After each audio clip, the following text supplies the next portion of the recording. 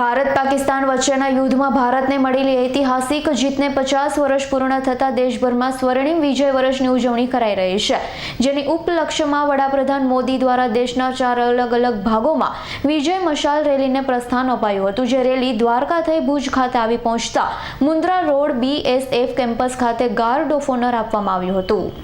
આજથી 50 વર્ષ પૂર્વ વર્ષ 1971માં ભારત અને પાકિસ્તાન વચ્ચે યુદ્ધ થયું હતું। તે યુદ્ધમાં ભારતનો વિજય થયો હતો, જેના ઉપલક્ષ્યમાં દેશભરમાં સ્વર્ણિમ વિજય વર્ષની ઉજવણી કરવામાં આવી રહી છે। જે તે સમયે કચ્છની સરહદ પર પણ યુદ્ધનો જંગ ખેલાયો હતો। આ યુદ્ધમાં જીત માટે કચ્છનો પણ અગ્રીમ ફાળો રહ્યો હતો। ભુજમાં મુન્દ્રા રોડ ખાતે આવેલા BSF ચોકી ખાતે વિજય મશાલ પ્રસ્થાપિત કરાઈ હતી। પૂરા આદર સન્માન અને ગાર્ડ ઓફ ઓનર સાથે વિજય મશાલને આવકારવામાં આવી હતી। અહીંથી વિજય મશાલ કચ્છ સરહદ પર ધર્મશાળા ચોકી સરદાર પોસ્ટ પર જશે। મહત્વની બાબત એ છે કે કચ્છમાં દેશની અંતિમ સરહદ આવેલી છે। કચ્છ સરહદની સામે પાર પાકિસ્તાન આવેલું છે। સરહદ પર BSF Indian army, navy, coast guard, CIFN ના જવાન એલર્ટ રહેતા હોય છે। વિજય મશાલ સરહદ પર જઈને જવાનો હોંસલોનો બુલંદ કરવાનું કામ કરશે।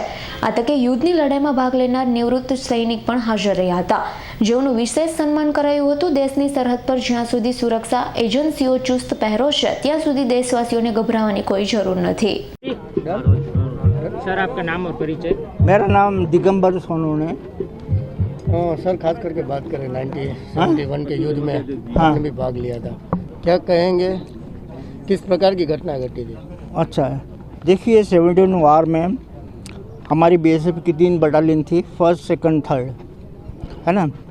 जिस 1st बटालियन के कमांडर थे कर्नल SN लिम्मे, इन्होंने, और 2nd बटालियन के कमांडर थे LB काने, 3BN बटालियन के कमांडर थे BC Paul, colonel BC Paul. 3 दिसंबर 71 को पाकिस्तान के रेगुलर ट्रूप्स ने और रेंजर्स ने हमारे सरदार पोस्ट पे, विगाकोट पे बम्बार्डमेंट स्टार्ट कर दिया 25 पाउंडर गन से।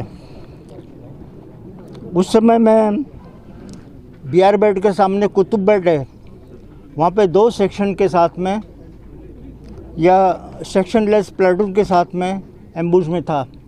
मेरे को टास्क दिया गया था कि सामने से कोई आपके तरफ एडवांस करता है तो आपने वेरी लाइट पिस्टल से हमको इशारा कर देना और आप अपना लोकेशन छोड़ के साइड में चले जाएगा, हम RT का बम्बार्डमेंट स्टार्ट कर देंगे। अच्छा, 1st बटालियन ने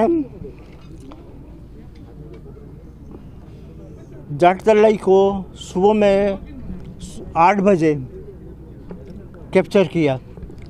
हमारे कमांडेंट का उनका प्लानिंग क्या, उन्होंने क्या किया, हर गाड़ियों का साइलेंसर निकाल दिया, जिससे गाड़ियों का आवाज़ टैंक जैसा आवाज़ आने लगा।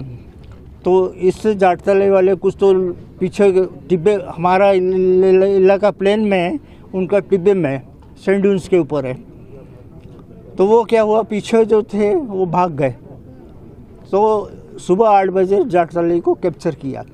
उस समय मैं पॉइंट 84 पे था और फिर मैं भी जाट तलाई चला गया और वहाँ पे उसी इलाके में रहा। तो जाट तलाई का मेरे पास में इलाका था जाट तलाई, सावनकुई, सारो।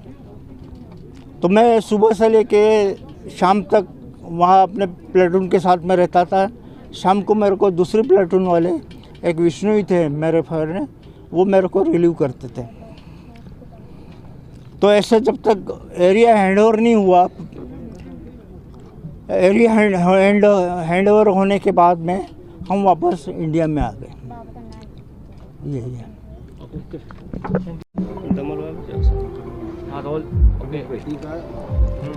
सर जी, आज जो कार्यक्रम रखा गया है, खास करके क्या संदेश देंगे आप?